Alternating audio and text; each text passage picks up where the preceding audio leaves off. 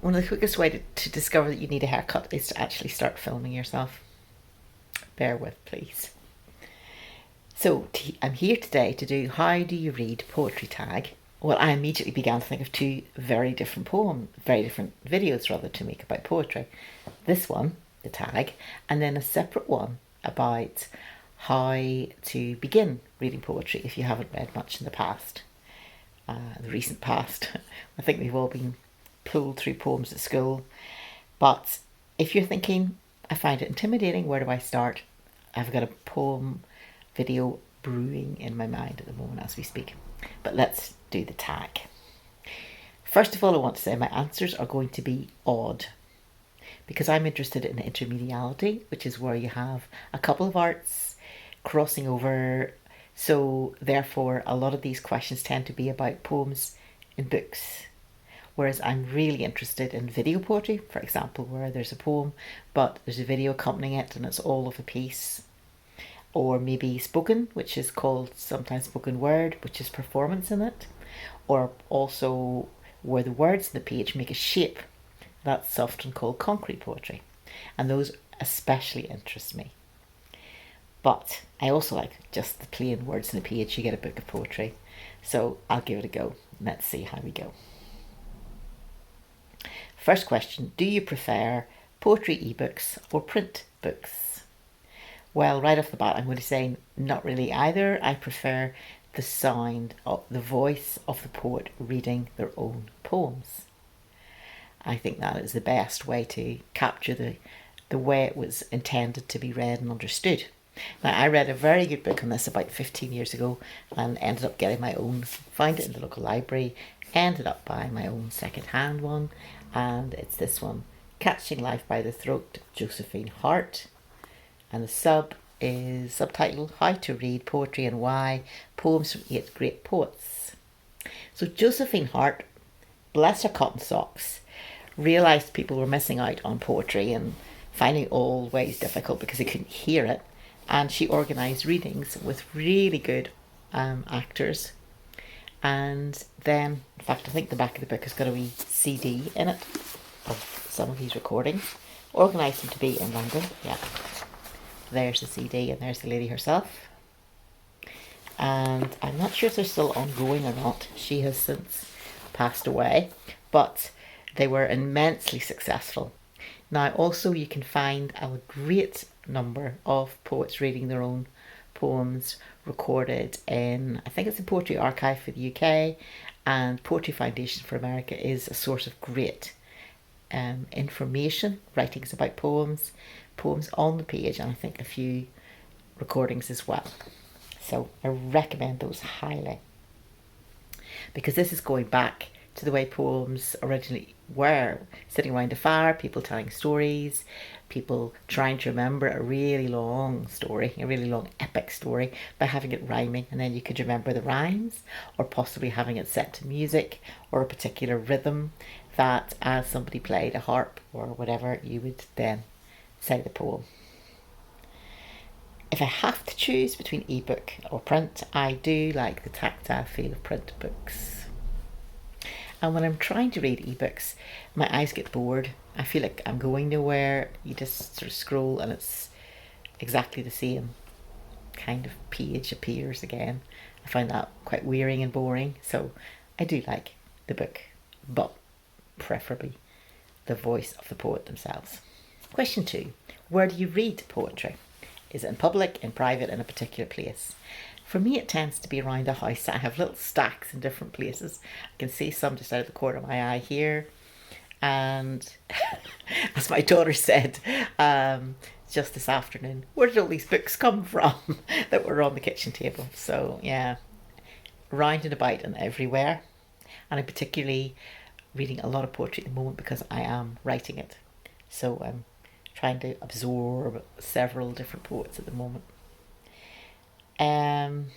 So when I feel like it, and that's a lot, to be honest. Question, that was 2, but I was also answering question 3, when, at what particular time of day, particular state of mind, and as I'm saying, when I'm writing the poetry, I'm absorbing it like a sponge. 4. Do you read a book of poetry from start to finish or skip around? Mostly I skip around, but I am reading through a collection of Auden, which is rather sizable. Collected poems, so he wrote for a very long time. These have been collected together. It's a bit of a brick, and I'm reading through that at the moment.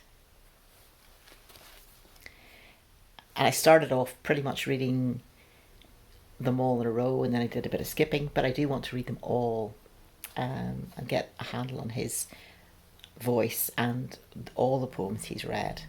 So I will be keeping going back to it. On the other hand, sometimes I get stuck, and I am stuck on the Divine Comedy. I am stuck in Purgatory. So, very long poem. That marks the spot, so I'm really about halfway through. And that's a very long poem by Dante, the Divine Comedy, and it's divided up to Inferno, which is hell, and then he goes through Purgatorio, and then finally Paradise. So I want to get to Paradise. I want to get to the good bits, the good stuff. But I'm just a bit paused at the moment. Right, 5. Do you prefer to read a book of poetry in one sitting? It would have to be a very slim book of poetry, and I think you would have emotional indigestion, because every poem is there to invite you into a particular thought or an emotion, or both.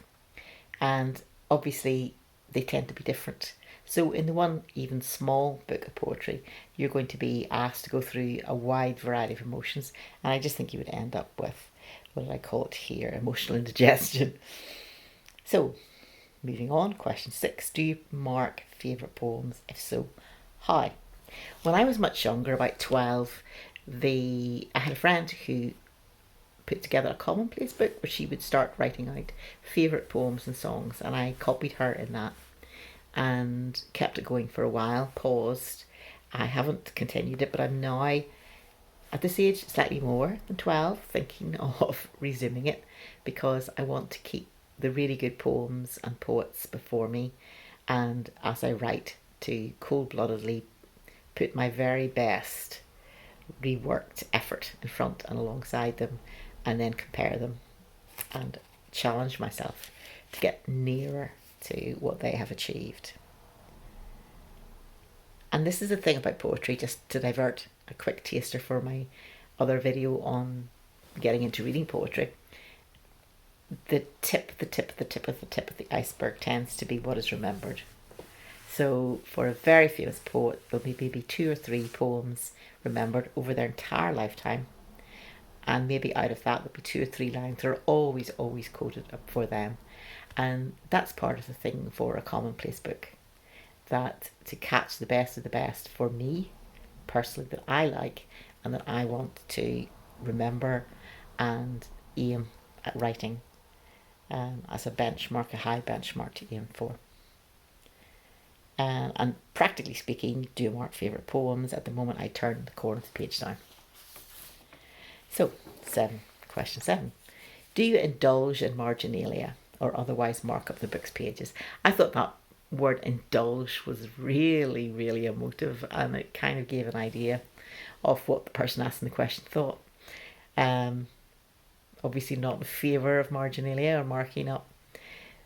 Well, I've just begun to read a book which is called The Sydney Psalter from the 1500s, and today I made a decision to start underlining some lines in pencil, because I want to go back to them, because I think they're so strongly, beautifully worded, and it's a devotional book of poetry, and I think for me there's a sense of wanting to go back and think through and maybe respond to it more. So, question 8. Do you read poems more quickly or slowly than you do fiction or non-fiction prose? How long is a piece of string? How do you answer that question? If something is exciting in a book, you tend to read it fast because you're trying to get it in. If you imagine coming to the end of a crime-solving novel, you really want to read. You're reading much, much faster at the start when they're describing the scene. But In terms of poems, I think I read at a more deliberate pace because I know every single word in the page is doing a job. It's there for a reason. It's been carefully chosen and carefully placed on the line for maximum impact. But overall, a poem takes less time to read because they're usually quite short. Many poems are like a sonnet, would be 14 lines, and they are read through in 1 minute. And you're not going to get very far in a book by reading something in a minute. So my pace slows, but I'm usually finished reading a poem quickly the first time, and then I reread and reread, which takes us on to the next following questions. 9. How many times do you read a poem before moving on to the next one? Varies. If I don't like it, I move straight on. And if it strikes me as interesting, I will be rereading sections or the whole of the poem again. Question 10.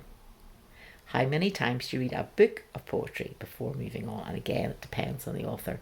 Whether I want to linger with them, I want to read them, I want to think, or if I think I've got the flavour of them.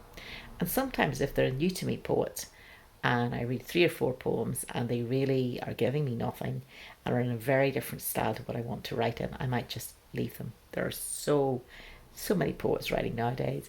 Plus we have the output of all the hundreds of years of people who've written poems as well. That there's always somebody that is exactly what you're looking for or something you want to engage with.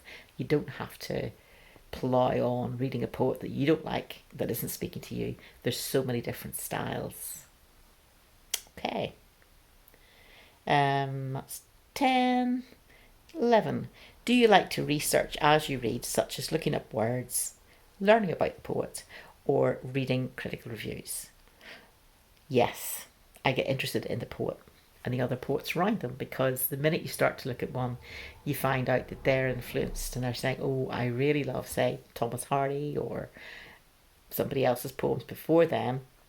They write, and then they write to friends. There tends to be circles of poets because it's quite a niche thing, and if you're going to get somebody else to nerd out about the same things as you do, it's probably going to be another poet. And so you have this circle of friendships and relationships and influences, and then as the poet goes on and has more books published and gets better known, their work starts to influence the next generation. So this is all happening at the same time. I want to recommend Poetry Foundation, especially for American poets. If there's any poet that you hear of, if you go there, you will find information more on them. But something I bear in mind is to try and read the words of the poet themselves. First of all, their poems, have a good sense of them, find out about them, and then kind of it becomes a mixture of both, reading some more about poems, reading some more about them, reading some more what people wrote about them. Investigating. I like to investigate their background, where did they come from, and their times. So what are they writing to? Because quite often poets tend to be writing about what's going on in their society, what are the things people are discussing or feeling, and therefore quite often they're on a similar line to the painters of the time, the artists as well. So I think that's helpful to know.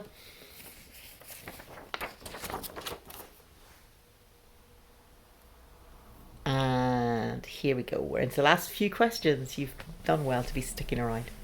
Question 12. Do you prefer to digest poetry on your own or in a group? And again, it's not an emotional, interesting word, digesting poetry. Well, I think both are good for me. Obviously, you travel faster if you're on your own, so you can explore quickly, and quickly, as I say, sometimes think, author not for me, move on. But I belonged to a group at one point called Poetry for Everyone, which was wonderful. It had originally started meeting in a public library, and then it moved to the local arts centre. Simply a couple of people who I think were retired English literature teachers, and the idea was they would say what the theme was for that month. You only met once a month for a couple of hours. Everybody brought 1 or 2 poems and they were to read them out. And what you got from that was that suddenly the number and range of styles of poets you were exposed to multiplied, because of course everybody had their favourite person and their favourite poet, and they'd heard of different kinds. And then the theme of the month would make you go and look for people who write poems and that sort of thing. So for example, holidays or transport, or maybe even pick a country and say we're all going to try and read poets in translation from a part of the world. Great for widening your horizons. And the fact that you could hear somebody reading it was wonderful. And the practice of reading other people's poems out loud are great for if you're going to read your own poems out loud. And of course you're seeing all the different styles of all the poets as well, so you're learning. It's like a great broad education. We didn't discuss the poems much. People would tend to say thank you for that poem, or I particularly liked this line, but we just did that for about 1 minute and then on to the next person sitting in the circle. Very simple and just superb, great fun as well.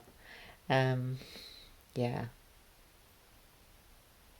And actually quite a good way to get to know people, because people would sometimes slip in a line like, I heard this poem when, and tell you a little bit about themselves. So totally recommend doing a group like that. It's minimum organisation, minimum cost, and any local arts or library association should be pleased to host it. Right. 13. Do you read differently if you know you're going to be sharing your thoughts with others?